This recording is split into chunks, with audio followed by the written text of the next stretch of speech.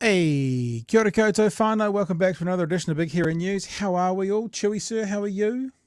Kia ora, Pat. Kia I'm ora. good, but like you mentioned this, like you said, I'm so tired. I am also so tired. I've spoken to so many people over the past couple of days. We're all tired. What's going on? Is it the sleep demons?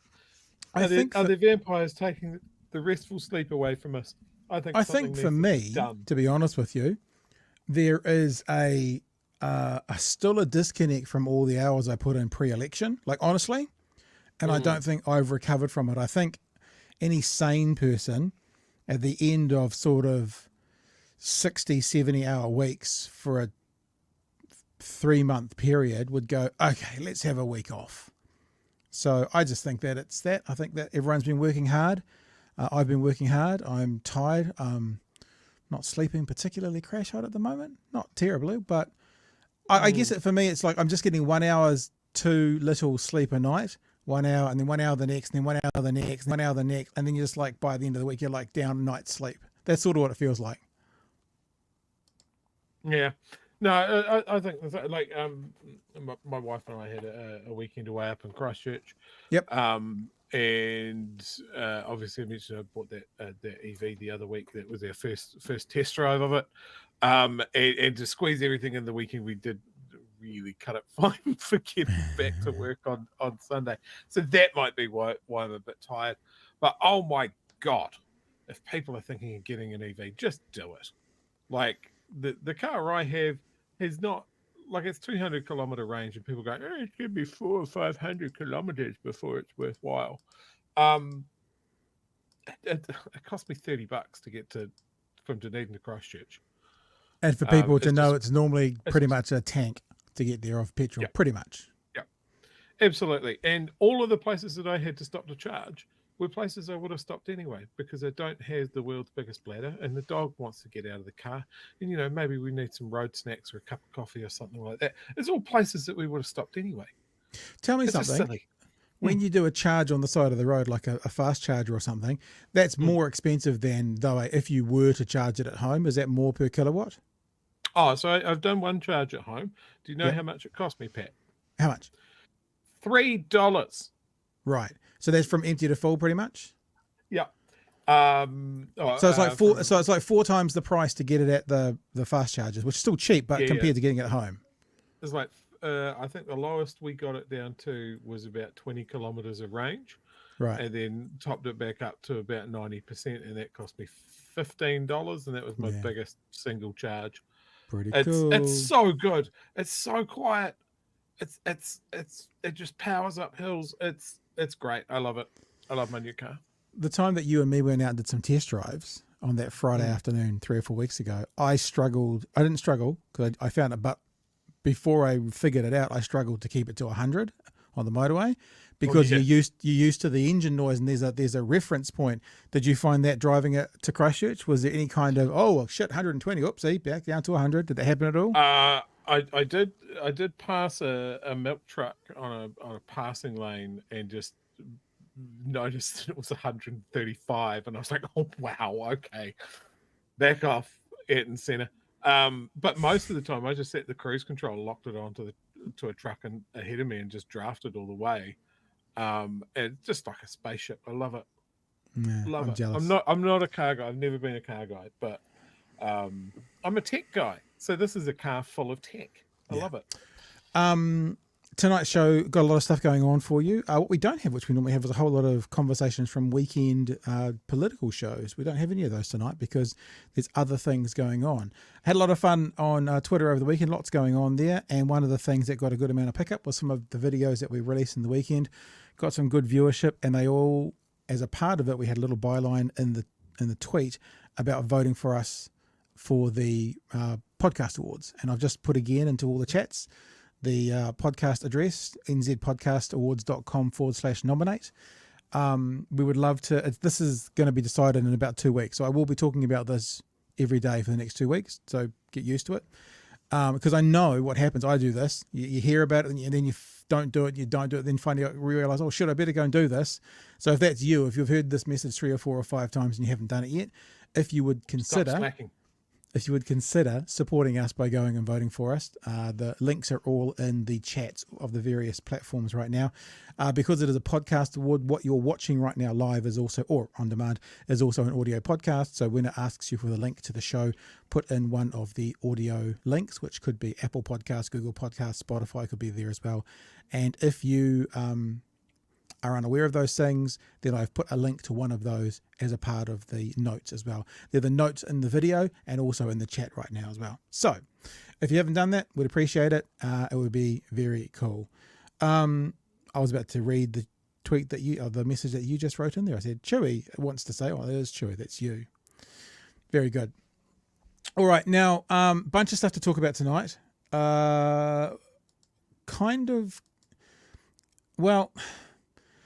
Bomber did the show. I'm looking at my screen. 10 days. Yeah. And some conversation. Okay. So maybe we should start there. Maybe we should talking about the government. Because actually we've got an interview tonight, Craig Renney. I finally got a chance to catch up with Craig Renney, Chewy. Oh, nice. And, okay. Yeah. Cool. And he has a chat with us, with me, mostly about the conversation that Christopher Luxon has on breakfast this morning about the coalition, etc., etc., etc. So seeing you've brought that up, I'm just going to move my phone. And just if you hear any screaming in the background, my 14-year-old and 17-year-old are in the lounge next door listening to Hamilton on their Bluetooth speaker and playing Fortnite at the same time. So there could be singing, there could be screaming, all sorts of stuff going on just next door, just making people aware that if you hear screaming, you don't have to find the place. Oh, what happened to us today, Chewy? We were in South Dunedin leaving Pack and Save, and my partner sees massive flames coming out of a roof, like 3-meter flames, and goes, "Holy crap! What's going?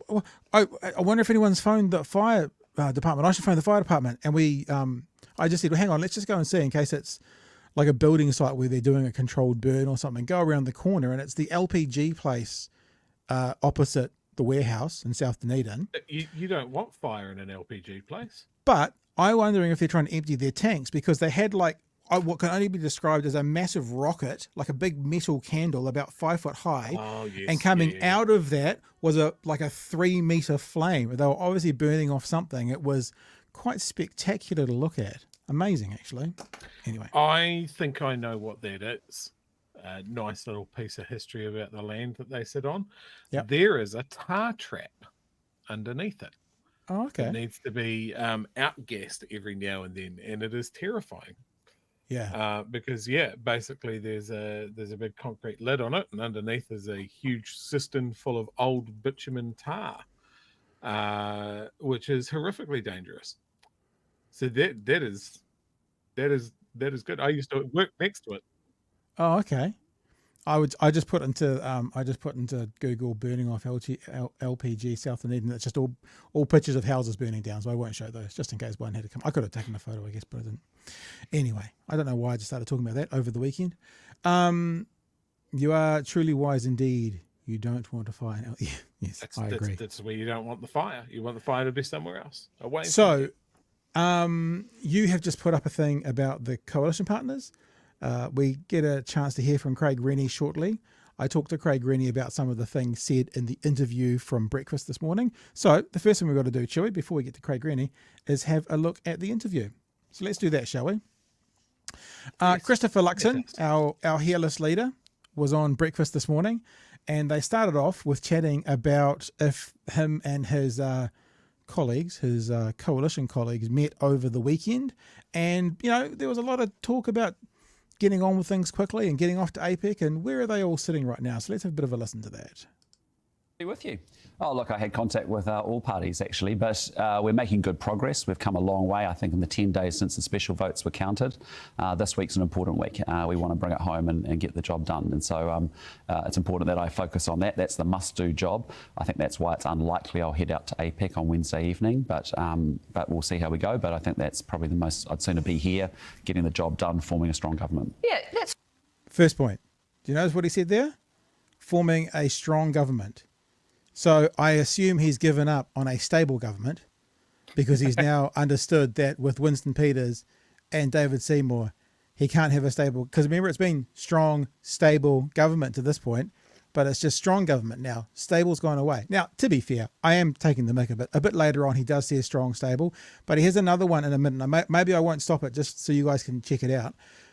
He actually almost gags on the word stable. And I went, no, Freudian, perhaps? He's like, strong government. So maybe there's some psychology going on at the moment where the word stable is not fitting quite so well as perhaps it once was. Just wondering out loud, Chewy. I'd sooner be here, getting the job done, forming a strong government. Yeah, that sort of seemed a bit of a change in tune for you on APEC. You were only saying yesterday that it was about making sure you had good bilateral meetings and a good opportunity to say to the world that New Zealand is open for business again. It seemed to be an important meeting to you. Well, I'd love to go. Don't get me wrong. I'd love to go because I do want to signal. Yes, sir. New Zealand's open for business again. Yeah, apparently we were shut down. Was it closed for business? Was it? Yeah, no, Fonterra didn't make record. 12... Fonterra didn't make record profits last year. Apparently, we've been closed for business. I think that was the same for exports all over. There's no Wow. stories there's no stories in the press today about the profits banks are making. We've been closed. We've been completely closed. And that's you know, interesting, it's that the communist state of Jacinda. Remember? Have we not been? We're not aware of that. That's right. No. We were just trading beans with each other. Yeah. Gotcha. That New Zealand is open for business, and I do want to be able to build rapport and relationship with those key world leaders. But actually, there'll be another APEC, and there's other ways in which I can go about doing that. But actually, my job right now is, as I say, I'm not selecting flatmates to go live with. I'm making sure that we've got a strong gay government, and that means that. I want to make sure that we've got the right strong gay in place through the government. course of this week. That would be, Have your flatmates all been in one? Yep. I want to make sure that we've got the right agreements in place through the course of this week. I know. As I say, I'm not selecting flatmates to go live with. I'm making sure that we've got a strong gay government, and that means that I want to make sure that we've got the right agreements in place through the course of this week. Have your flatmates all been in one room yet? No. Look, again, we don't get into it. No, we don't get into a room to it. Yeah. No, but they haven't. Because the other thing is, remember I said this way ago, it's fair enough if he doesn't want to, say everything through the media, but the other people are. They have not all been in the same room yet. So this has taken 10 days so far, and they haven't, all three of the parties got together in one room to nut it out. Can you imagine that they're all sitting in different boardrooms by themselves, and that there's just parliamentary services people just running notes from one end of the building to the other? Well, at the moment, they can't put all three in the same room. I think Winston today was in Wellington and Seymour was in Auckland. So that'll be a long run. But I think that's what was going on at the moment. So, all right, we've got 30 seconds of this clip to go. This was a priority. Yeah. They were going to do it in days, and the special votes were taking too long. Yep. And taking the piss. They are indeed. To any of that, but there'll be a time when we will come together. But I can tell you they are in conversation, which is good. And there is goodwill and good faith from all teams as we. Now, point of order, Your Honour. Goodwill and good order from all teams, to me, is evidence finally that when he told Paddy Gower, I don't know Winston Peters, this is evidence that he didn't know Winston Peters. Because if anyone's not using goodwill, it's Winston Peters. So if he thinks that everyone's using goodwill, it proves to all of us that it's true. He doesn't know Winston Peters.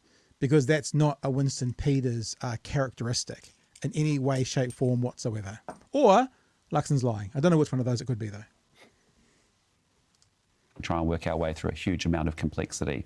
And to give you a feel for it, I mean, basically you take each party's manifestos and you end up debating and discussing each element of it. And the good thing is that by and large, we have massive agreement on we want to grow the economy and make it more productive. We want to sort out law and order, we need to deliver better public services, strengthen our democracy, all that good stuff. The way in which we go about it is different by each of the parties. And that's what we're trying to understand as we go through. Yeah, I just wanted. And that's the conflict. The way we go about it is different. And we might show a story later on where there is actually conflict. Anything you want to comment on for the first thing there, Chewy? Because we've got more clips to play. He obviously doesn't know what he's doing, because the way you do it is you go, well, I need to listen to about 6% of what New Zealand First wants, and I need to listen to about 8% of what ACT want. I think going forward with some of these things that they've stuck their flags in and go, this is a bottom line for us. You know, let's talk about ACT's renegotiating around the principles of the treaty. Mm-hmm. They do not have a mandate for that. 8% is not enough to put something like that on the chopping block. Very interesting today to hear. We had in the weekend, I think last week, we talked about this last week on Thursday. Helen Clark has come out, Jim Bolger has come out, all saying this would be a travesty for New Zealand if this kind of referendum came out today. Chris Finlayson comes out today, another National Party senior politician comes out today going, what are you talking about? Now, I am actually going to talk about this in another clip when we're talking about what's happening in the UK and a warning signs for New Zealand around race issues. So I'll get to that then. But yeah, it seems the only person or people that aren't aware of how bad this will be for New Zealand are David Seymour, his cabinet, and his funders. They're about the only ones. But they may actually, no, to be fair, they may know it's going to be bad for New Zealand, but not care. That's another possibility as well. All right, next clip is, now this starts to get into some of the interesting stuff, and this is what I talked to Craig Renney about in a pre-recorded conversation. We want to know if the tax cut policy is still alive, right? That's what we want to know, because Winston, we all hear is going poo-poos all over the foreign buyers ban, and that's needed for the tax cuts. So is the tax cut policy still alive? That's kind of question number one. Question number two is the policy exactly today, exactly as it is, as National promised during the campaign, and will you pay for it exactly the way now as you promised in the campaign? That's the gist of this part of the conversation. Let's have a listen, shall we? Oh, I should bring some pictures up. Here we go. Let's have a listen. All right, in terms of your talks, is your tax cut policy still alive? As I said, we're committed and we're going to deliver tax relief for low and middle income New Zealanders. That's what we talked about in the election. That's our commitment to low and middle income workers, and that's going to happen. Okay, so we talked about that in the election, so we're going to stick by it. That's the first point. Be really clear, is the back pocket boost still on the table in its exact same form as it was proposed and advertised by your party during the election? So that's a pretty easy yes or no, isn't it? Yes, it is, or no, it's not. We're not going to get an easy answer, are we, though? We'll see what he's got to say about that whole thing. As it was proposed and advertised by your party during the election. Well, again, campaign. I'm not going to get into any of those coalition conversations. But people voted for you on the basis and I'm telling you that they're going to be delivered. They're going to be delivered. In the same form as you promised? So he's basically doing exactly now what he did pre-election. They're going to be delivered how? I'll tell you about that later. So he's actually doing, right now, what he got criticised for doing 2 months before the election, and then they came up with their answer as to how they're paying for it. And today he's gone back to, Now, he's not literally saying, I don't know, but that's the basic summary of it, because Mr. Luxon, you told us how you're going to pay for it. All we want to know is that how you're still going to pay for it? Oh, I'm not going to get into that today. That's negotiation. Oh, so it won't be. No, it's going to be exactly as it was in the election. Oh, so how are you going to pay for it? I'm not going to get into that. It's this circular conversation that he's saying it's going to be what we promised. How are you going to pay for it? Not going to tell you that now, but it's going to be the same. But how will you pay for it? Not going to tell you that now, but it's going to be the same. Oh, so it's exactly the same. Not going to tell you that now. It just goes round and around and around. Keep listening. To be delivered, and they're going to get tax relief, as we talked about in the election campaign. That's what they need to know, and that's what New Zealanders want to know. Everything else as to what we're talking about through those coalition arrangements and negotiations, that stays in those rooms. Sure, but I'm asking you just to commit to it being the same proposal that you put to voters. I'm committing to delivering tax relief to low and middle income New Zealanders for sure. Okay, absolutely. So how non-committal is that? Is it? We're just looking for you to say yes, it's the same. I'm committing. So again, right? What he just said could be fulfilled with a $1 a week tax cut. Because what he said then was, I am committed to delivering tax cuts too. He didn't say the back pocket thing is still up. He didn't say any of that sort of stuff. He just said, so it could be $1 a week. And then he's fulfilled his promise now. But obviously he hasn't fulfilled his promise from pre-election, Chewy. It's the same thing. It's because it's based on wishy thinking, and it's based on a house of cards that the other two are going to kick out from under him. You know, the math doesn't work, and now he's stuck hammering the line of, we're going to deliver tax relief for low and middle income, the squeezed middle, which we know is bullshit. It's not. Yeah. It's not for you. You're not gonna see it. It's not what they said it was. You know, it had to be a very specific combination of factors that meant you were getting that, but they didn't say that. They said it was all for low and middle income, and you're all going to get this and that sort of thing. It's not. He can't fund it. He's going to start swinging an axe to do it, and we're going to be saying "I told you so" for 3 years. And remember, minimum wage earners who at the moment get, with not thinking about KiwiSaver or student loans, get around about $600 a week in your hand. Remember, his big plan to make you be so much better off is $610 a week. It's $10 a week. Just remember, everyone poo-pooed old Labour, and fair enough, about their $5 a week savings on fruit and veggies. Well, basically, you minimum wage earners are basically the same with these guys. I mean, yeah, it's 10 versus 5, but if you bought more veggies, you'd save more. So just remember, we pointed this out. We told you it's up to. We pointed the numbers out, and the low and middle income. So low would be minimum wage, $10 a week. That's what they promised to deliver. So as we just put up on the previous text, it's not that far off $1 a week anyway, is it, Chewy? Not really. No. All right, we'll keep going. Those tax cuts be funded by a foreign buyers tax? Again, not going to get into any of that, because I know as soon as we start that conversation, those are conversations we have in fairness and with good faith between the leaders. Yeah, that was a really big talking point. No, see, that's not true. In fairness to the voters, because that's what the voters voted for. I mean, not me, not Chewy, maybe not many of you watching, but overwhelmingly the biggest party got voted. As a part of the reason they got voted for were because of the foreign tax buyer promises you made. So it's actually not about you and Winnie and David Seymour Rimmer. It's actually about the voters. But all of a sudden, that goes away. All of a sudden, that goes away. CEOs don't need to worry about what the consumers care about. They do not have to worry about that. They have to worry about their board members and their shareholders. And the companies they're We've merging got a with. CEO in charge of the country now. Yeah. I think that's going to be a flavour of what we're going to get. You'll get told eventually, maybe. All right. And if it's wrong, I never said it. Though people voted for you on the basis that you had made these promises to a certain extent. Yes. You are the majority party in these negotiations. Yes. Sure, and Anna, what I'm saying to you really clearly is I'm going to deliver that tax relief to lower middle income New Zealanders, as we talked about during the campaign. But you can't commit to whether it's funded by a foreign buyers tax. What's important to New Zealanders is that they know in a cost of living crisis that they're going to get tax relief, they're going to keep more of their own money, and they're going to be able, and we're going to deliver that for them. Is that So, again, it's going to be delivered as we promised in the election. Are you going to deliver it the same way? Not going to get into that. There's a really important part about this as well. And I'll tip our cap, Chewy, because we talked about this. He keeps saying what is important to New Zealanders is. What is important to New Zealanders is another pace, a bit further in this conversation. He talks about the outcomes Kiwis want. And he talks about is the tax relief. I disagree.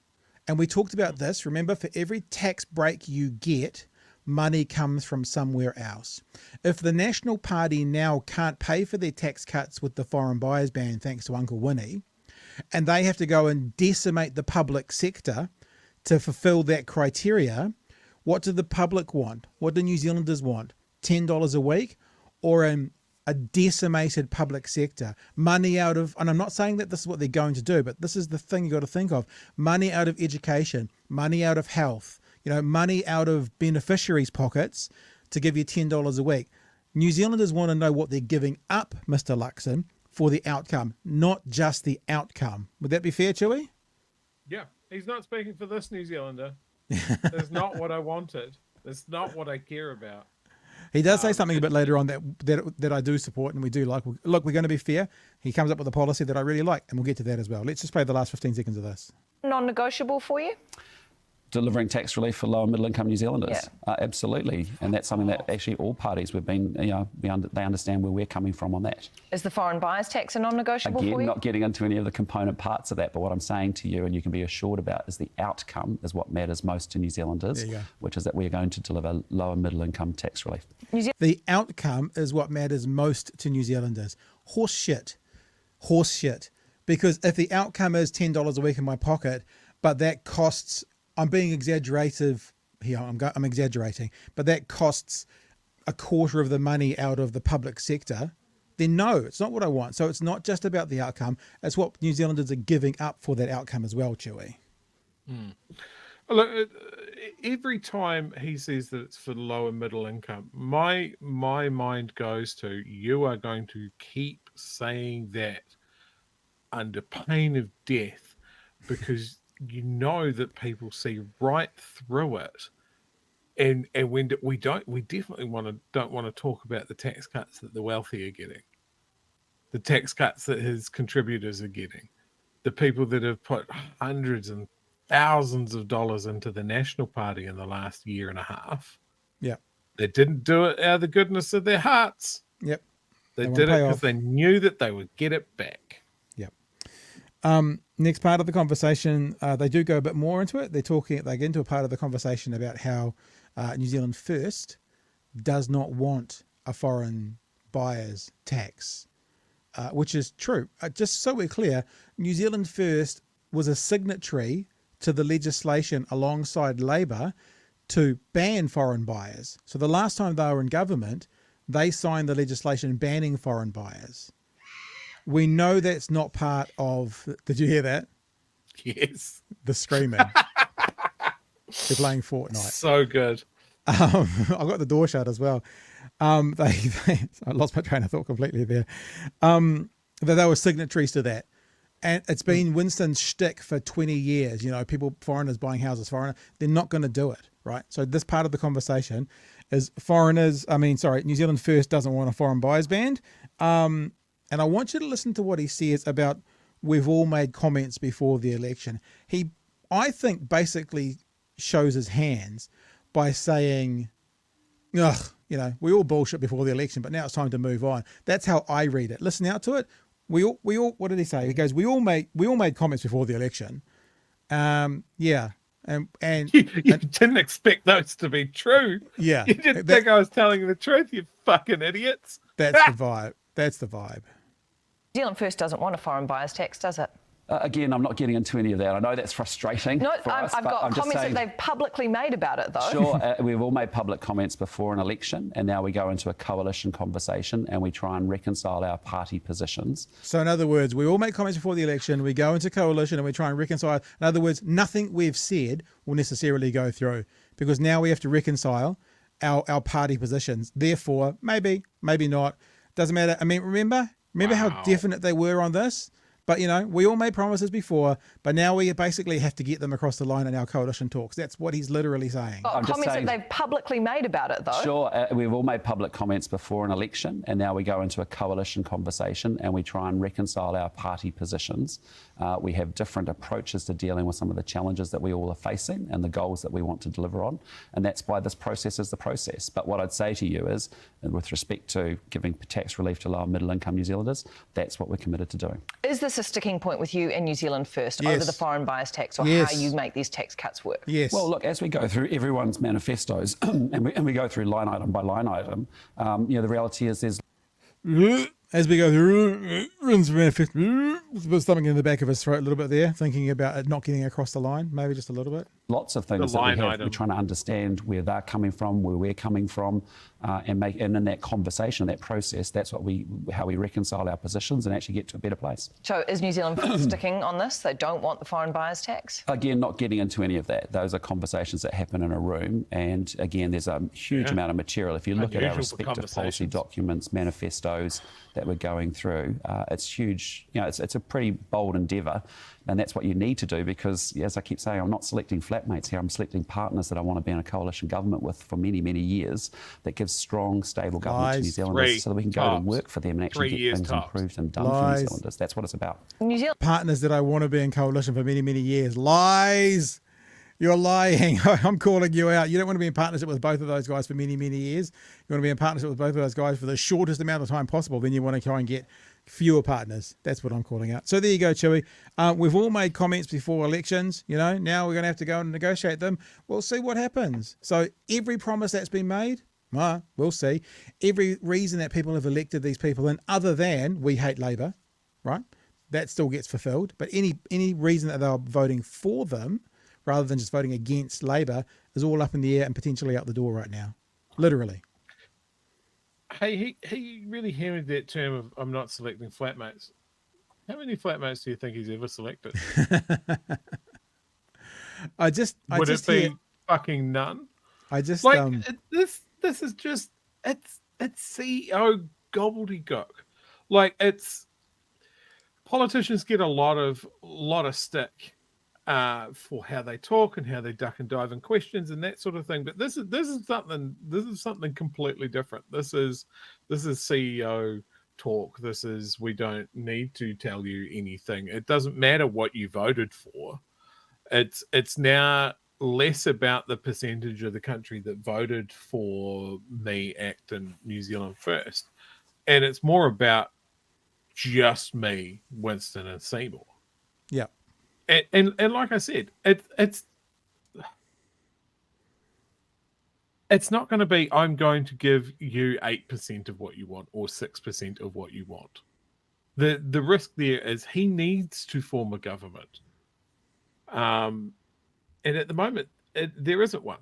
Everything's on pause until he does. And Winston's going to count on that, right? I'm just going to drag the chain until I get what I want. And I know if I drag this out, Luxon's going to look worse and he's going to cave in to more of the things that I want. Yep, 100%. Seymour won't, because he's a puppy dog. But yeah, Winston, he doesn't give a fuck. He'll go ride a horse and do some fishing over the break. See you in January. I know. It's interesting hearing Luxon today talking about, well, we're going to be working right up until Christmas. We're going to be working right up until Christmas. Well, you may not have a government before Christmas if you don't fucking pull finger, sunshine. Well, Chippy got re-sworn in as I tell you what. Okay, so because this is dragged on so long, the procedure is that Chippy gets re-sworn in so he can do the duties of a prime minister, right? Yeah. Do you want to know what the reaction was in the more conspiracy-minded corners of the internet? Telegram lost their fucking minds. Did they? It's a conspiracy. Of course it's a conspiracy. Luxon's not the true prime minister. It's Chippy pulling the strings behind the curtains. It's all great. Man, it's amazing. Those guys are giving themselves ulcers. We're going to move on to one other part of this conversation. I really want to show you this, because you know how sometimes you talk about Matthew Hooton, you say, Comrade Hooton. Well, this is the moment that you can say Comrade Luxon. Literally a moment you can say it. And this just goes to show how thinly veiled their attempts at being like authentic neoliberals are. Let me play you a bit first of all, and then I'll explain. On to prescription fees, the National Party committed to scrapping the fees-free plan. We had them on this morning, pharmacist group, that said actually it's made a huge difference. Do you still believe that making it only available for community services cards and gold cards is the right way to go instead of a universal fees-free? Well, I do think having it targeted in the way that so that people like you and me actually can pay the $5 prescriptions. Frankly, having some boundaries around that, around making sure people on community services card, the gold card, as we said, and also people who spend more than $100, a family that spends more than $100, then it's all subsidised. But pharmacies are saying it's making them the tax. So Chewy, now sorry, I was just letting the dog in there. That was up for a second. When you have something that let's just use blunt words, the poorest don't have to pay for, that the wealthiest have to pay for, and then you use that money from the wealthiest to fund 13 other cancer treatments, that's called a wealth tax. So Christopher Luxon is saying, because he's specifically saying those that can afford to pay for it should pay for it. Then we're going to take their money and we're going to put it into the health system to pay for cancer treatments. Now, this is the definition of a wealth tax. Christopher Luxon is proposing a wealth tax. The poorest don't pay, the wealthiest do pay. Then we take the wealthiest money and we put it towards stuff that supports and looks after everybody. Christopher Luxon is, in this instance, a socialist. And this is where we get to show you can do what you want to, but how we're consistent. I'm for this. This is fine. I'm fine with this. I'm fine that millionaires can pay $5 at the chemist and that people on benefits can pay nothing. And I do not accept the pharmacists who are saying, oh, we have to be the taxmen now, because you know what? When students go to the movies, they pay a different price than someone who's not a student. You know, we do it all over the place. There's all sorts of situations where when I used to work for I used to do the advertising for a vegetable place. And on Wednesdays, Gold Card people got 5% off. It's not a problem. So the beat up by the pharmacist is I'm not going to have a bar of that. The big thing about this, Chewy, and you can either comment or we can keep trucking, is this is the dictionary definition of a wealth tax. Luxon is pushing it, yet he is against the wealth tax. Therefore, any other of his policies where the wealthy can pay more and the poor can pay less, if he doesn't carry through on it, he becomes a hypocrite. Your thoughts, sir? Becomes. Interesting. Being generous. So this is the thing. Like we've talked about him having bumper sticker policy and that sort of thing. At first blush, it sounds fine, right? If you are poor enough, you don't pay prescription. Okay, cool. That's the main thing that most of us think of, right? As long as the poor are getting looked after, then we're pretty good on it. And the second part of it is, yeah, man, if you can afford it, you should have to pay, right? We don't like wealthy people getting things for free. You dig even just a little bit deeper.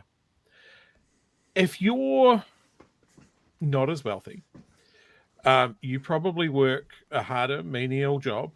Your diet's not as good, and your housing sucks. It's not as warm. It's not as dry. Maybe you got black mold in your house, that sort of thing, because your landlord's a prick.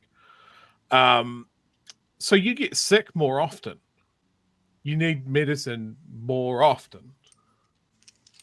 If you're wealthy, you don't have to deal with any of these things. You don't need prescriptions as often. So his whole thing, it's predicated on the fact that everyone gets sick equally, which is not true.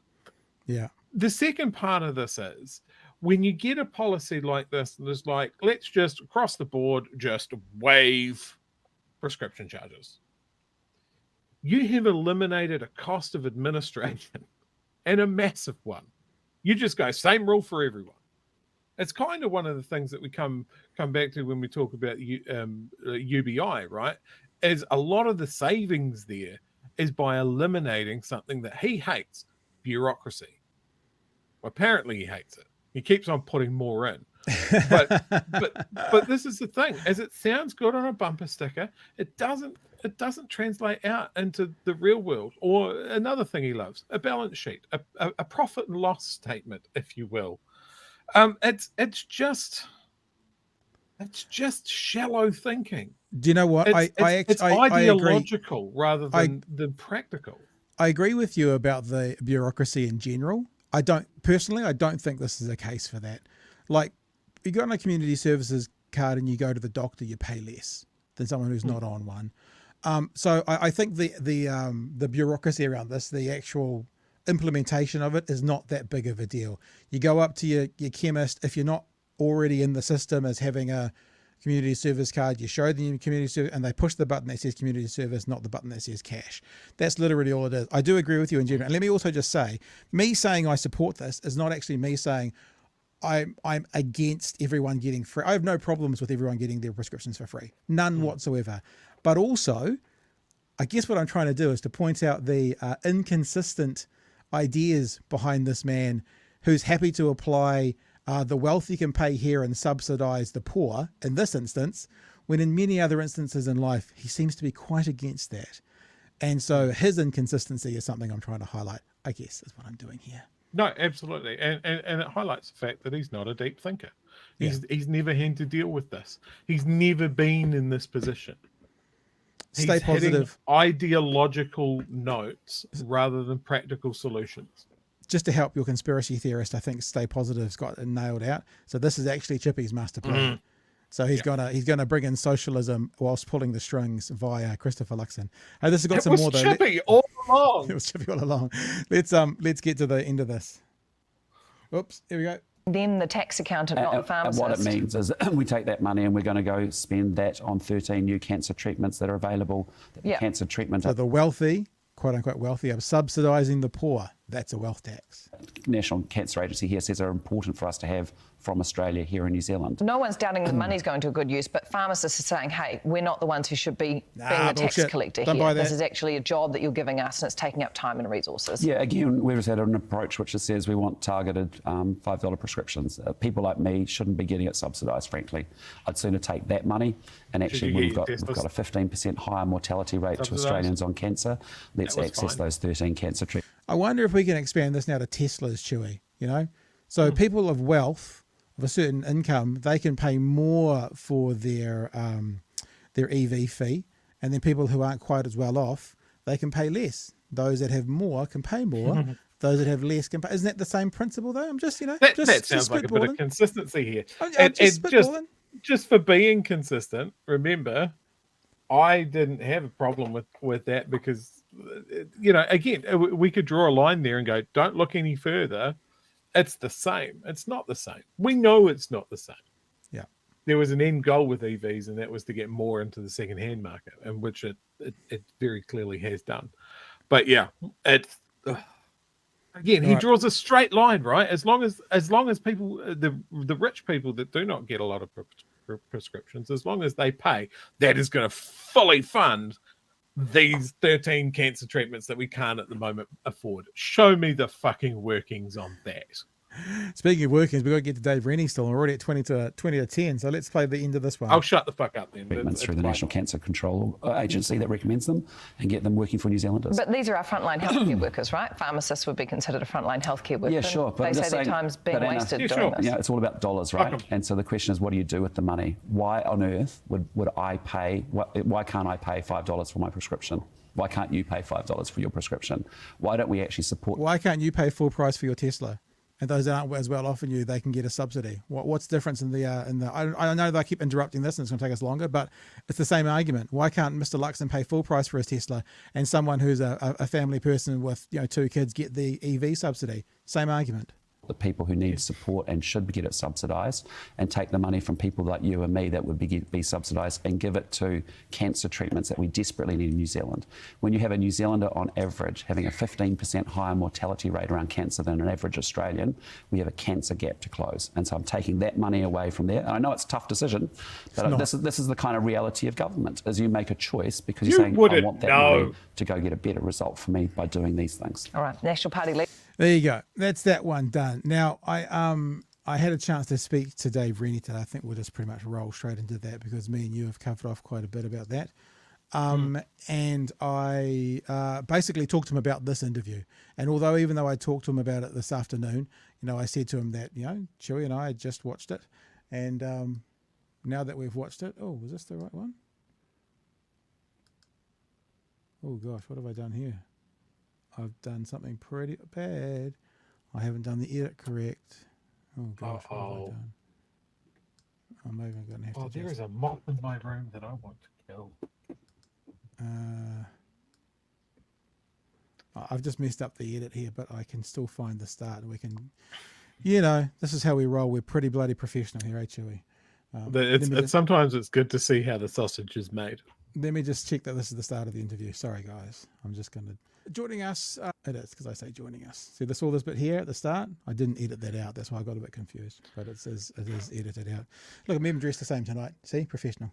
All right, so this is Craig Renney, and we had a chat with him about that interview we've just seen, about what Luxon is promising, and the gaps that are in his current model based on what was promised pre-election.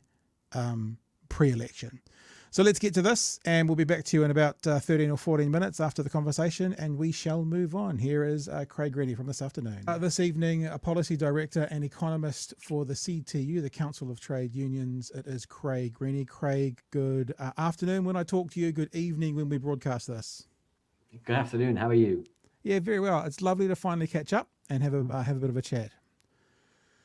Love to talk to you about some conversation had this morning, which we've just looked at in the show.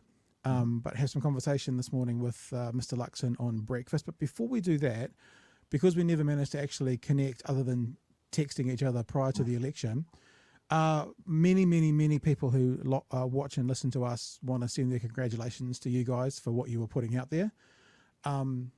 And we also want to send you guys a lot of frustrations because, 10 days before the election, having the CTU announced that only 3,000 households would get that $250 a fortnight when Labor didn't do those numbers on day one was incredibly frustrating. So you were basically doing Labor and the Greens' job by pointing this out, something that they should have done on day one. So we want to say thanks to you guys for doing that kind of stuff, and get your thoughts around why do you think that it was you guys doing God's work, for want of a better word, bringing that stuff out, and not even the parties opposing National and ACT were doing it? Well, I think sorry, my computer's making a noise. The challenge there is that actually the numbers came really late for everyone. So it wasn't just that we had some special access to some special numbers. The National Party put out its fiscal plan really late. It put out its tax plans really late. And as a consequence, there wasn't actually anything for anyone to work with in the real world in a really short sense. So there was a real challenge there in being able to access those numbers. And then two, I have the luxury being the economist for the CTU of time. So I have the ability to spend a lot of time looking at these numbers, looking at what it means for workers and workforces. And that's a really rare and quite privileged position. So I don't want to criticize too much because I've worked in the Beehive, I've worked in opposition. I know how time pressed everybody is. And so, it's a rare luxury that I have to be able to spend some time looking at those numbers and dragging out the kinds of results that we saw just before the election. My annoyance is that actually the National Party didn't put out those numbers long in advance for everyone to see and for everyone to be able to make those calculations and to have a much more honest conversation about how things were going to get paid for and who won and who lost during the election campaign. Yeah, we were so frustrated because on day one, we were yelling from the rooftops, people, they're saying up to, people, they're saying up to. And 2 weeks before the election, RNZ did their big Media Watch expose on the media is now turning on National because they've been saying up to all the way through. And it's like, dudes, they said this on day one. What are you doing, media? What are you? Because we didn't get any access. We're a small group when it comes to it. I mean, we do all right, but we're small when it comes to it. And the media dropped the ball. And I don't know. It just feels like the CTU were the only ones that were onto it when it came to actually analysing those things and getting them to the public. Because then you saw, Christopher Hipkins citing your numbers, which I'm just like, it just felt frustrating. And it's intensely frustrating, but to me, it signals more of an opportunity for us to challenge this in a structural way. So we actually need a fiscal institution, which is common overseas, to actually do these kinds of policies and to make this kind of analysis, so that everyone can see what the impact of that is. Otherwise, we're always going to be playing catch up, and you're always going to be relying upon people like me turning up and occasionally doing the numbers, and that's actually not helpful for anyone. If we do this properly, everyone does this, and we don't end up having fights about fiscal holes or fights about who wins and who loses. We can actually concentrate on policy and actually, is something a good idea or a bad idea? And that to me is a far better use of time than trying to work out, is this calculator right or is this somebody else's calculator right? We did find it also kind of hilarious, just a tangent for a second. I think you came on one morning right before Nicola Willis, and Nicola Willis was like, just so people are aware, this man is running adverts against us, and we want to make that. And it's just like what we said that night was, it's funny how they never speak up, like when the Taxpayers Union comes out against, makes policy announcements against the Labor Party, but she seemed very put out that you'd had a chance to speak that morning before her, and it I think personally it kind of showed an amount of weakness to have to kind of go, hey, warning people, when it's like, it's exactly what the Taxpayers Union do for the other side. It's when they're attacking you as a human being, it's the greatest compliment that they can pay. Because essentially they're not arguing about with the numbers, they're not arguing about the analysis, they're not arguing about anything else. They're saying, I'm a bad person because I once worked in the Beehive. Well, Nicola Willis once worked in the Beehive as the advisor to John Key. Does that make her a bad person? No, of course it doesn't. It's the only defense you have left. I'll remember that the next time I'm looking at my Twitter feed, Craig. That it's a compliment when they attack you personally. But you're right. As soon as they go lefty and that's their argument, you're like, well, at least come at me with facts and then we can have a debate. Yeah. So very good. All right, listen, not to hold you for too long, chitter-chattering away. Chewy and I have just watched some of those conversations that Mr. Luxon had this morning. So I'll paraphrase a few things that are from the breakfast show because this is what I want your take on, because you were pointing a lot of these out in the public media pre-election. Christopher Luxon has come out very clearly saying, and this is a quote, as we talked about during the campaign when it came to tax cuts, it will be, quote, as we talked about during the campaign. But we're impressed by Anna Burns-Francis. If it would be funded as was promised in the campaign, he would not commit to that. Now, I think you pointed out, we used some of your information. We had our own thoughts as well that said very clearly the foreign buyers ban didn't look potentially feasible to fund it. But it seems now Nationalists still, even though we've figured out obviously that, ACT doesn't want to do tax cuts because at least they're being honest pre-election and saying the books are worse. New Zealand First doesn't want to do foreign buyers ban, yet Nationalists are still sticking with this line. It will be, quote, as we talked about during the campaign, meaning people will get their tax cuts, but at the moment is completely not now using as a defence. Well, that's a conversation for behind closed doors about how they're going to fund it. What are your initial thoughts on this? What he's putting out in the public, Mr. Luxon, that is at the moment, and also how this is going to impact this coalition that's being made at the moment? Well, certainly the analysis that we did prior to the election showed that it was a very difficult path to deliver the kinds of revenue that was necessary to deliver the tax cuts that were promised. And the revenue that's in front of them, in fact, I'm probably the saddest person in New Zealand because I actually have a copy of their tax plan directly in front of me. Nice. And as a consequence, the $2.958 billion that was due from the foreign buyers tax, it's a nonsense number. And that's not just me. There's a range of economists who believe that's a nonsense number. But even then, removing that, because it's frankly inconceivable that NZ First will allow foreign buyers back into the domestic residential market. Yeah. It's an anathema to their entire economic philosophy. The selling of New Zealand to overseas interests. So if you remove that, there's $3 billion from a $14.6 billion program that's just disappeared. Then you add in some other changes. So, for example, they want to remove a whole suite of programs around regional development. New Zealand First campaigns on provincial development. And so there's probably a couple of $1 billion there. You talk about the need to remove all of the climate change funding. I can see the three parties coalescing around that, but then not coalescing what to do with the savings, because many of them will want to then spend that on other forms of development activity or other things, and as a consequence, that money is then not spare. Roughly speaking, you end up with about half of the amount of money necessary to deliver the full tax package.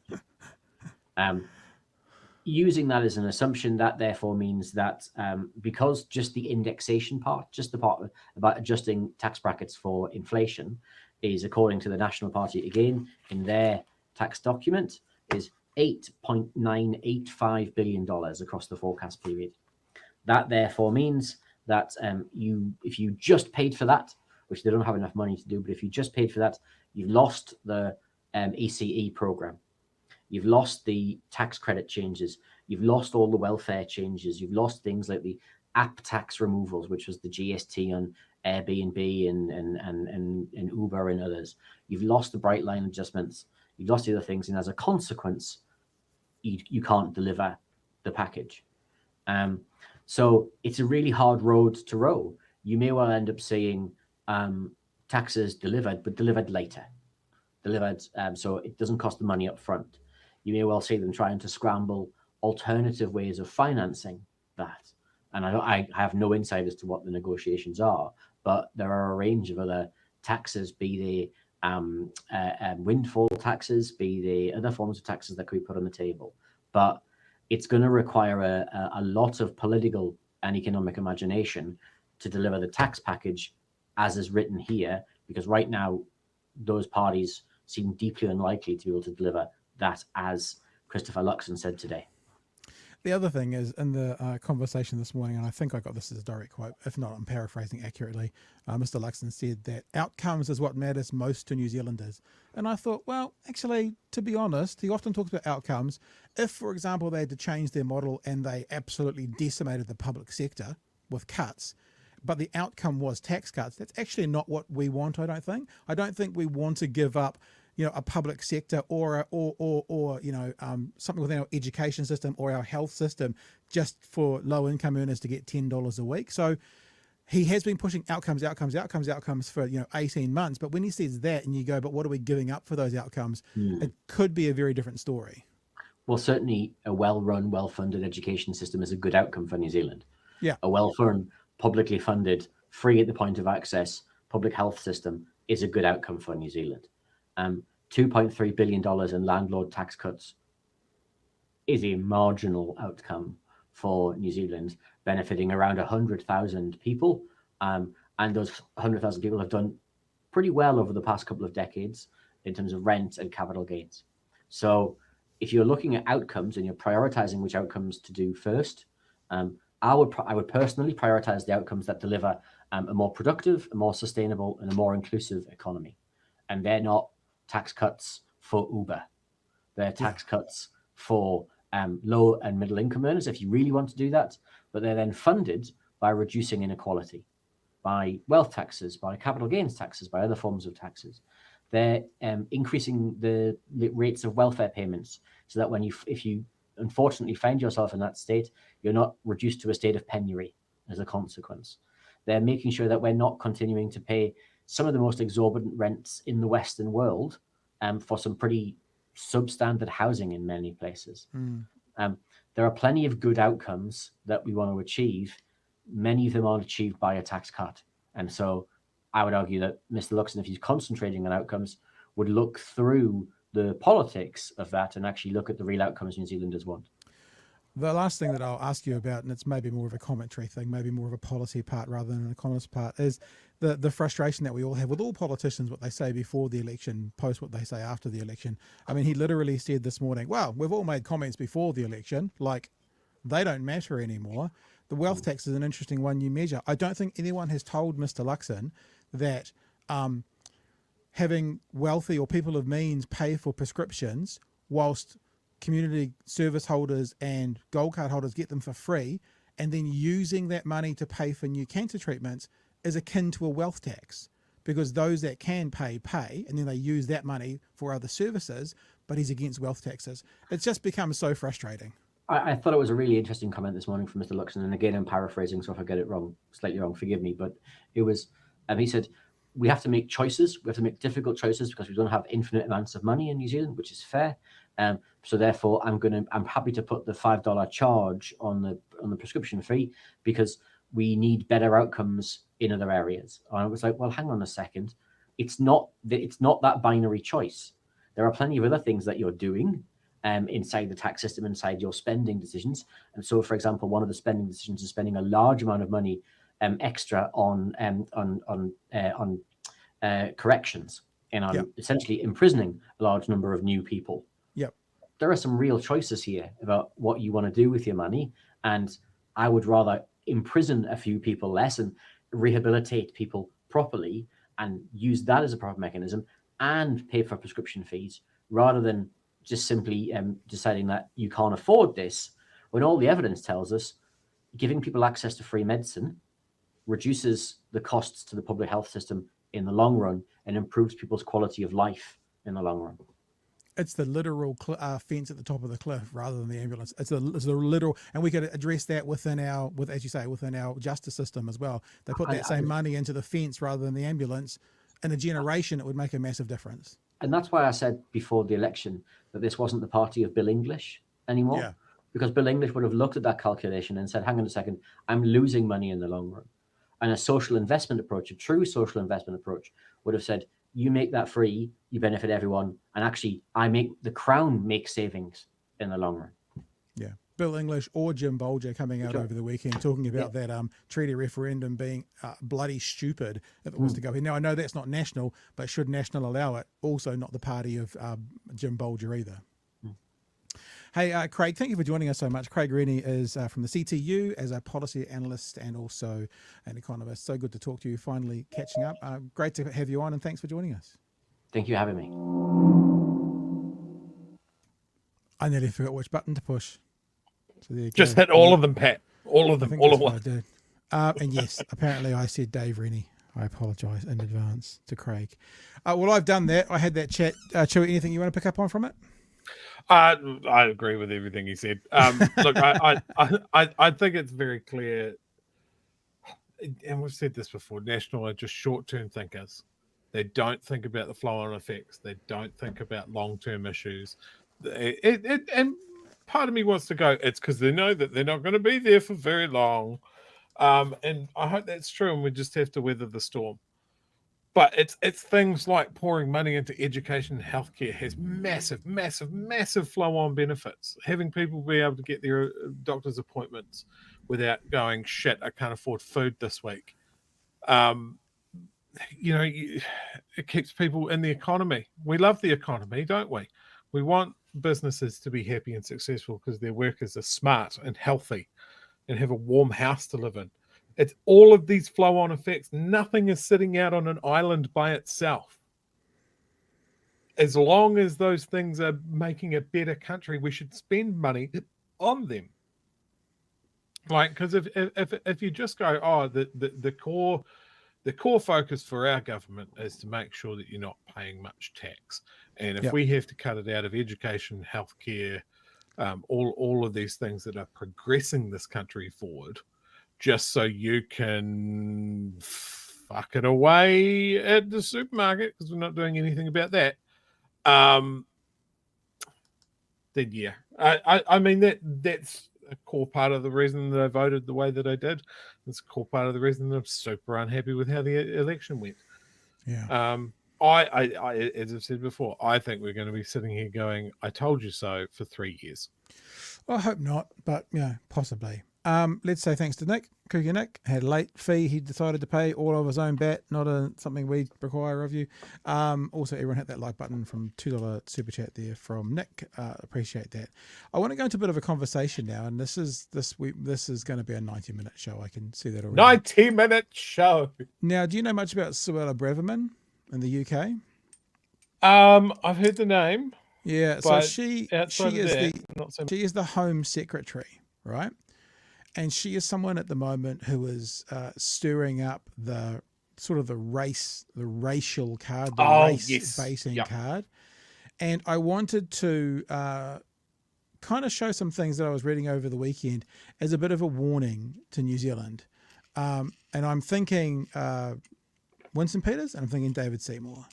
So let's have a look. So just to give you a bit of an inkling, if you don't know too much about it, these are some of the more controversial things she said over the last wee while. It's not racist for anyone, ethnic, minority, or otherwise, to want to control our borders.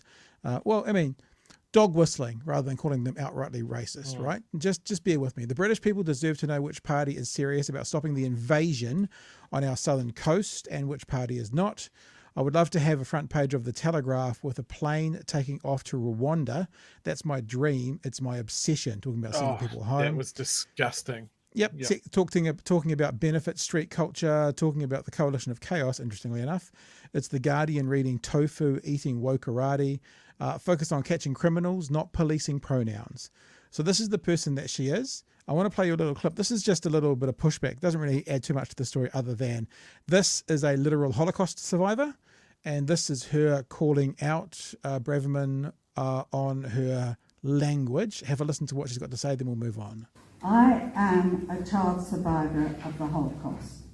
In 1943, I was forced to flee my birthplace in Belgium and went across war-torn Europe and dangerous seas until I finally was able to come to the UK in 1947.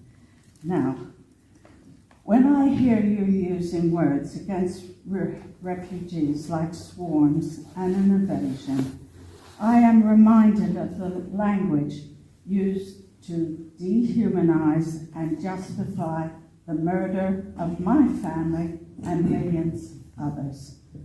Why do you find the need to use that kind of language? No, she goes into an answer. We're not going to show the answer tonight, but you get the idea. It's very much David Seymour, Winston Peters verbiage at the moment. So the latest thing from her over the weekend is calling for further action against pro-Palestinian marches. Now, look, in the UK, it is much more heightened than it is in New Zealand. In the UK, there is violence around as well. I guess I'm not casting aspersions on rights or wrongs that happen within the marches, but she has very much taken the pro-Israel, anti-Palestinian side. And actually, you know, in general, it doesn't matter if someone is on quote unquote Israel's side. It's how they therefore can become hypocritically aware. And we've talked about this several times over the last few weeks. So over the weekend, I think this is over the weekend, recently, this is 12th, this is Sunday, condemning violence amongst both a large pro-Palestinian demonstration and what she termed counter-protesters. Braverman focused on what she called sick, inflammatory, and in some cases clearly criminal chants, placards, and paraphernalia openly on display. Writing on Twitter, she said, "This can't go on. Week by week, the streets of London are being polluted by hate, violence, and anti-Semitism. Members of the public are being mobbed and intimidated. Jewish people in particular feel threatened. Further action is necessary." Now, obviously, if people are threatening and stuff, we don't condone that in any way, shape, form whatsoever. But I'm trying to give you a sense that it's the same rhetoric that we're hearing. And it's the same rhetoric we're hearing around treaty issues. And this is where I want to kind of bring it together to have a chat with you. So when Bomber was on Thursday, you might, this guy came and did the show. His name is Bomber. I don't know if you've met him before. He was here with us on Thursday night. He says something really interesting about talking privately to David Seymour about treaty issues. Let me play you this audio. And I bring it up constantly with him. My disbelief that he doesn't seem to understand that going down this road with this referendum, no matter how well-intentioned and pure he feels his values are going to be, I've said to him repeatedly, once you let this genie out of the bottle, once it takes on a life of its own, you own that, David. You may not have started, that wasn't your intention, you didn't want it to go there, but once you start this debate, everything you break, you own, right? So I think this is really insightful and really interesting, and I'm going to show you something about Suella Braverman shortly. So Bomber said, he said this to David Seymour, once you let this genie out of the bottle, once it has a life of its own, you own this, David. Now, meaning, let's be generous and say David's completely innocent in his ambitions or his desires.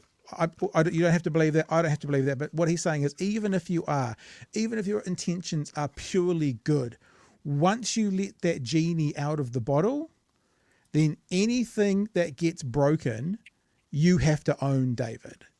So if it goes places that you're not aware of or you can't foresee, you still own it, David, because you let the genie out of the bottle.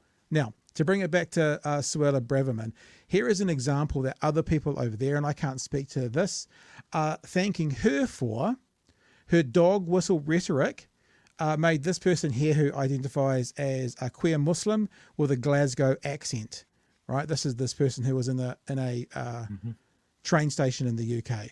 So remember that thing that Bomber said about David Seymour. Once you let the genie out of the bottle, anything that gets broken, you own. Even if your intentions are pure, and I'm not telling you that they are, but even if they are pure, if it goes places you weren't expecting, you own it, David. Let me play you this clip that was on Twitter over the weekend. So this is that gay Muslim person in a train station, I think, in the UK over the weekend, just standing there, not doing anything. Terrorist fuckers, mate. Yeah, you terrorist cunt. Get off this country. Go on, keep going. Who are you cunt? Who are you? Who are you fucking eating? Who are you? You terrorist cunt. Who are you, cunt? Who are you cunt? You're disrespectful to all the dead. Fuck off. We were born in this country. We were fucking born. Oh, I was born here too. We were born in Are there any policemen in the station? I saw loads of them. You were born in this country. So were we. You were fucking eggs of the get over here then you can't. Fuck off. I think you get the point, right? I think you get the point. Now, look, I know for some people they'll think I'm being inflammatory because we don't have all of the background to that. We don't know exactly what happened. But I saw this and I thought of what Bomber said, is that once the genie's out of the bottle, whatever gets broken, you own, David. Now, I'm not now putting this up to say woe is me or anything. I didn't even realize. I don't really, you know what I normally do is I get on Twitter, I spend 10 minutes and then I don't see it for 2 days. But I put something up over the weekend. So me and Bomber did a bit on Helen Clark and Jim Bollinger last week talking about the referendum being a bad idea. And then Helen Clark retweeted it. And so I put a silly little tweet up that went, oh, lovely when Auntie Helen boosts your video to her 225,000 followers. Kia ora, Auntie. And so this isn't even the video. It's a tweet, and I didn't even tag Helen Clark in it. This is just a screenshot of the video. I'm fascinated, thinking about that thing again. Once you let the genie out of the bottom, that's a very different porn show. Once you let the genie out of the bottle, whatever gets broken, you own, right? Now, just some of the comments that are in here, you know, communists got to push false narratives. You know, the Ghoul Love Fest. A picture of Helen Clark falling over. Remember, this is not to Helen Clark. It's just she's a Jew. If you want something completely anti-Semitic, just throw it in there. Commies love commies. And it goes on and on and on. This is the thing, and I won't show you all of these. The thing that I kind of found a little bit amusing, it goes on and on and on like this. She's a UN shrill, which I think is supposed to be shill BP, but you know, you're working hard, I'm sure. You suddenly care about divisiveness. It goes on, and then you get to, and then how can you please, hey, can you please answer your auntie how we can resolve the division that we already have? And then we get down to the section of Twitter that says, show additional replies, including those that may contain offensive comments. So all the stuff I just showed you wasn't the offensive stuff. There's actually nothing in there. But it's just left me thinking over the weekend about what Bomber said. Now, I sort of am two-minded in this as well, because a supporter of someone, you can't necessarily be held responsible for what they do. And we've seen in America, you know, Bernie Sanders supporters do something disgusting. And we've seen, what's her name from Alaska? Sarah Palin.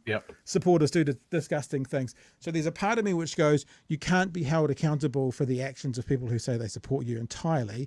However, going into a situation like this and going, could there be any flow on from this? Do I want to own the flow on? I don't think anyone's had that conversation. And I'll just say it again, echoing Bomber's words. David, when you let the genie out of this bottle, whatever's broken, you own. And that's pretty much all I had to say about this, Chew, but I've done a big, long chat here, and I'd be happy to get your thoughts. I think this is something that Seymour is particularly vulnerable to. Because as Bomber says, he might, let's be really generous, he might have the purest of intentions, that he only believes in the true equality of all mankind. I don't necessarily believe that to be true, but let's give him the benefit of the doubt. Again, that might be some fantastical, never work in the real world bullshit. But whenever they start talking about this stuff, there are unintended consequences. There are supporters that will take it too far.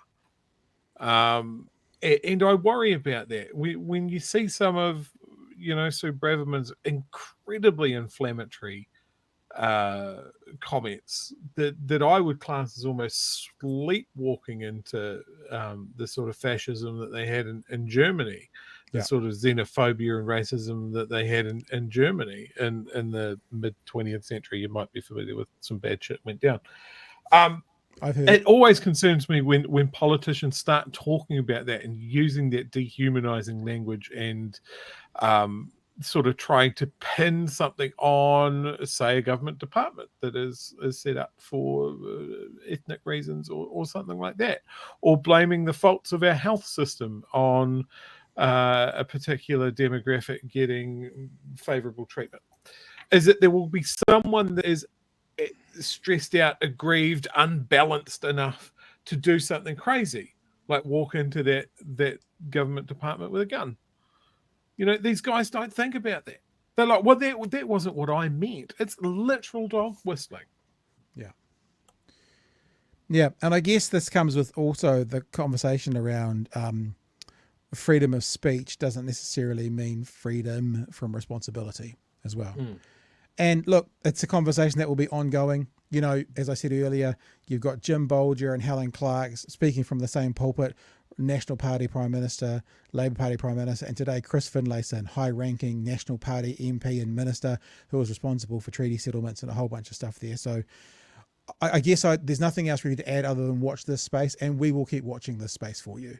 And stick with us, and we'll keep you up to date with anything we see, hear, and I guess think about as well.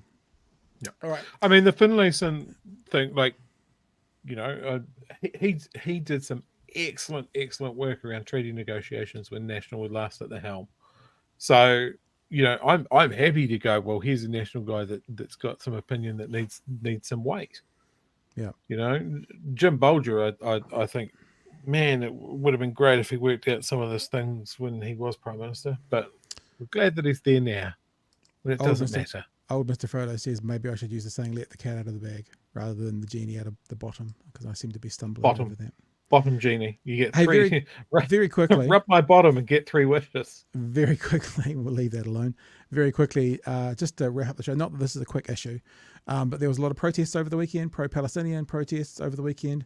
Not too much to say about it, really. I mean, there was that horrible story today about someone hitting a 7-year-old in the face with a shovel. Again, though, I have seen some tweets going around, people going violent, you know, Zionists or whatever. It's like, no, and let's be fair, an imbalanced, mentally unwell human being. Because if it was an individual from the other side who did it, we wouldn't want to take responsibility for it to represent all of them. So we won't worry too much about that. It seems to be an isolated incident from someone who is not well, as opposed to necessarily a accurate depiction of what everyone would do who was protesting the counter-protest or the other way around, whichever it was. But here's a little bit of imagery from, we don't need the noise, I don't think, off New Zealand Herald. A large crowd gathers in Auckland, Aotea Square, to protest against the Israel-Hamas war in Gaza. And the thing is, right, all of these protests are calling for a ceasefire. And yes, in some spaces, the chant was used that some people find abhorrent. Don't need to have that debate tonight. But in general, you've got a whole bunch of people calling for a ceasefire. A whole bunch of people calling to stop Palestinians having apartment blocks land on top of them because of Israeli missiles. And then you've got another group of people who are going, nah, let Israel do what they want. And those group of people are known as Destiny Church members. So this will just show you something that's going on, and the victim mentality, the snowflake victim mentality coming out of Brian Tamaki at the moment. So this went up yesterday. He calls One News anti-Semitic. Why does he call them anti-Semitic? Because they didn't cover his protest. One News doesn't report pro-Israel protest. One News reports pro-Palestinian protests. So that makes One News anti-Semitic. But just to echo how much of a snowflake princess he is, One News is anti-Semitic. Wait for it. New Zealand Herald is anti-Semitic. And, of course, News Talk ZB is anti-Semitic. Because they didn't give him the coverage that he wanted. And they didn't report on them. So you've got people going around doing that. I think one of the biggest parts of the story, and I will play one more clip, this was from the AM show this morning, is Macron has come out calling for a ceasefire, asking Christopher Luxon, would you call for a ceasefire? And he won't say yes. He won't say, yes, I call for a ceasefire. Here is a very important thing to ask you about, actually. President Macron has been one of the first leaders to call for a ceasefire in Gaza, and he's asking for other leaders to follow suit. We've had demonstrations here over the weekend that seem to be growing, calling for our leaders to say the same thing. What do you say to that? Well, look, I mean, I think every political leader would like to see a pathway to a ceasefire. But So, for clarity, a pathway to a ceasefire is not a ceasefire. It means we'd like to see something in the future. So Luxon is saying, yes, we'd like to see something in the future. Now, just remember the reality. What that means is people keep dying today. People keep dying today. When you talk about something in the future would be good, but a pathway to a ceasefire is not a ceasefire. And he'll come up and he'll dance around and he'll both sides it, but he won't say, yes, there should be a ceasefire. Even if you're on Israel's side, a humanitarian response would be, yes, there should be a ceasefire, but he can't do it. Here's the thing that people need to understand around a ceasefire. First and foremost, you need both parties to agree to want to be in a ceasefire. 2, it actually has to be across the whole of the geography of the region. And 3, it has to be into a pathway that gets you into a diplomacy and into peaceful resolution. That mean? And the harsh reality of it at the moment is neither Hamas or Israel actually want a ceasefire. So we can call for it and we can keep pushing towards that pathway. That is important. But what is important right now is those humanitarian pauses that we've seen taking place over the last few days that we've called for. That's important. It's making sure that Hamas should be releasing the hostages and not using civilian shields. And Israel and Hamas both need to act within obligations of international law, humanitarian law. So, ultimately, let's be clear, military action is not going to deliver peace in the Middle East. It's going to be restarting the Middle East peace process.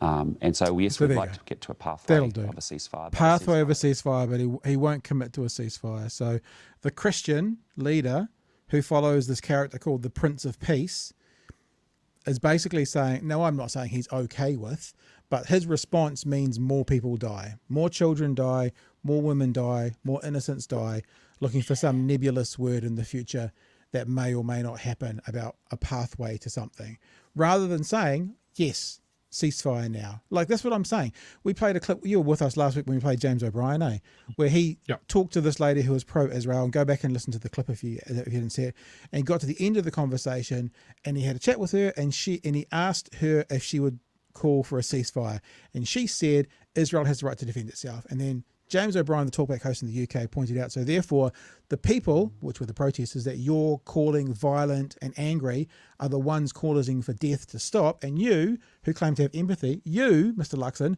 who claim to have empathy, are not calling for a ceasefire. That means you are calling for more people to die. So those Palestinian protesters in the weekend, they were calling for people to stop dying. Our next Prime Minister is I don't want to say calling for people to die, but the call he is making about a potential future pathway to ceasefire means more people will die. Who's got more empathy? The Palestinians, the Muslims, the people who are supporting a ceasefire in the weekend, who are shouting and yelling, or our next Prime Minister who refuses to go, a ceasefire is immediate and essential to stop people dying? Who has more empathy? I'm absolutely shocked that a CEO of an airline and a middle manager of Axe body spray has the moral fortitude of a bowl of custard and to stand there and go, well, we don't actually need a ceasefire because you might not know this and the people might not know this, but two people have to come to an agreement over actually wanting it. Well, no fucking shit. But maybe the international community can fucking pull up their pants all at once and go, we demand one. But I don't we know demand if I agree one. with What that. you're doing is unacceptable. If I see someone beating someone in the street, I don't go, hey, at some point you got to stop wailing on this guy and ask him if he wants you to stop. You break up the fight. I think there could be a way. He's an amateur.